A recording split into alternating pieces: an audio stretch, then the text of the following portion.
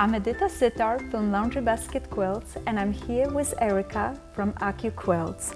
Good afternoon, how are you? I'm good. We're having so much fun working with my new cube, Serendipity, and we're gonna try a block that it's a pieced block, and we have wonderful 2 dies. I have introduced Erica already to my square die, where it's wonderful to cut perfect little squares, and this die goes great with my 1/4 square triangle square. This is going to be wonderful. I can't wait to show you. Look at those tiny shapes. I'm dying to see how this goes together. Erica, I love making small pieces, and many times I struggle when I cut with a rotary and a ruler, because the smaller it gets, it's harder to hold the ruler, and my edges are not as even. And I like to layer at least 4 layers of fabric, and you can do that with the dies. You can layer 4 layers of fabric and cut really quickly. And notice the little corners right here. My bunny ears are already clipped for me away. I love that. Thank you. So let's try this. We're gonna make a little Ohio Star block today. And this, darling. Isn't it cute? This is a very unusual block. It's very hard to make it an Ohio Star that it's 5-inch finish, because the measurements for your corner squares or your 1/4 square triangles are a little bit odd. But with the dies, it's a breeze. I can't wait to show you. Let's go. So I'm gonna use fabrics, and I'm gonna use 2 colors. I have blue and a background, and I start with a fat 8 cuts. Why did I choose fat 8s? Because it gives me an easy cut to prepare my fabrics for cutting with the dies. So what I do is I cut a strip that it's 5-inch. Then I section my strip into 5-inch squares, so those are right here. And then my second strip is 4 inches, and then I section that one in 5s again. So that way I have really nice pieces ready, set, go. And I'm gonna need 1 square and 2 of those rectangles, 5 by 4, for a 1 block. And then what about the background? Oh, I got the background too, and I already got it cut for us. And again, I'm gonna need 1 square. And I'm gonna place it right on the top of it. And then I need those rectangles from my 1/4 square triangles. And that should give me enough pieces to have fun and make 1 block. But I have to tell you, once you make 1 block, you're gonna wanna make a dozen. So I'm gonna place those on my dies. Let you do that one. Line them up nice for me. And I'm gonna use my mat over and cut it. So really 1 cut on each die, and you're gonna have your whole little block. Yes, yep. I'm gonna let those for you. Start taking them apart for me. I'm gonna need, thank you. I love those little mats. They work so nice. And the mat is included in your cube. Okay, now we're gonna start laying these out, right? Yes. So we'll want. So we have. And we're gonna start up with the triangles. Yeah. Save the squares for later. Yeah. We're gonna work with the squares in just a moment. I'm gonna first work with you on the little 1/4 square triangles. So I have my fabric left over. We can put this away. And now what we're going to do is, and I took that apart really fast because I was excited about it, but you can lay your fabrics right away, so when you cut it, they already place your blue with your light, right sides together, and you can then be ready to sew. We get excited about it. We did. Yeah, we did. You know, new toys you wanted to play really quickly with.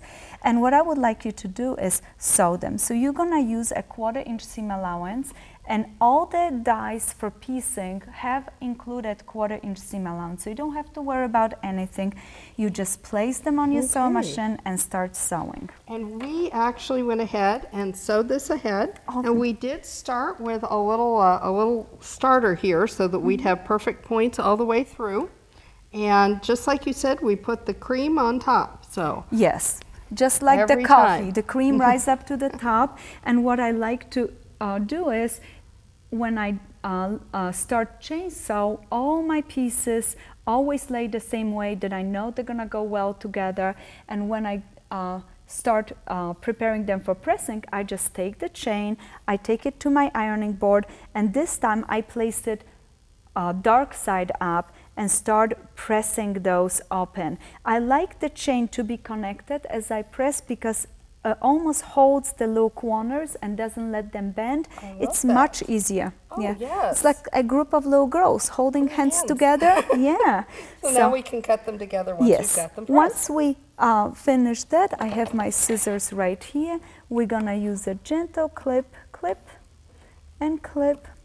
Perfect. And keep going like this. And we're gonna take two. Look what happened when you place them together. Right side up. They're going to nest together beautifully. Just perfectly. Yeah.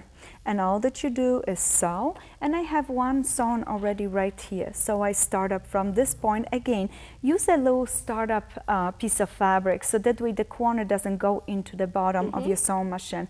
And having a nice fresh needle in your sewing machine help. Yes. And also using 50 weight thread really helps too. Perfect. Yep. So we're gonna start sewing. As soon as we're done, we're gonna open it up. We get excited about seeing what's in the front, but not time for that yet. First, you have to go pull your seams gently apart. Did you see what I did? I did. And that way the seam allowance right in the center open, it spins beautifully, and now we can press our little broken dish unit and have him ready for our next step, what it's putting them into the block. And I have some of them already right here. Press, ready, set, go. And what I did is nice, look at the perfect center. Absolutely, every single one is perfect. I love them, I love it. I don't only use those little units for my Ohio Star, but I love using those little units for sashings between blocks. Yeah, it makes a great little quilt. So that's right here. I took my squares from my corner, that's the light, and I took one of the squares for the center for the blue. You're gonna have remaining 3 squares for your next blocks. Or you may be gonna do a stamp quilt. There you go. So I'm gonna move those to the side and let's talk about how we now complete our block. I usually start up by sewing my squares to my centers and making a row. First row, second row, third row. Now you have to remember to push your seam allowance towards the square. Why do I do this? Because there is more seams in this area, so I wanted to push it towards the square. So it'll be a little flatter that way. Perfect.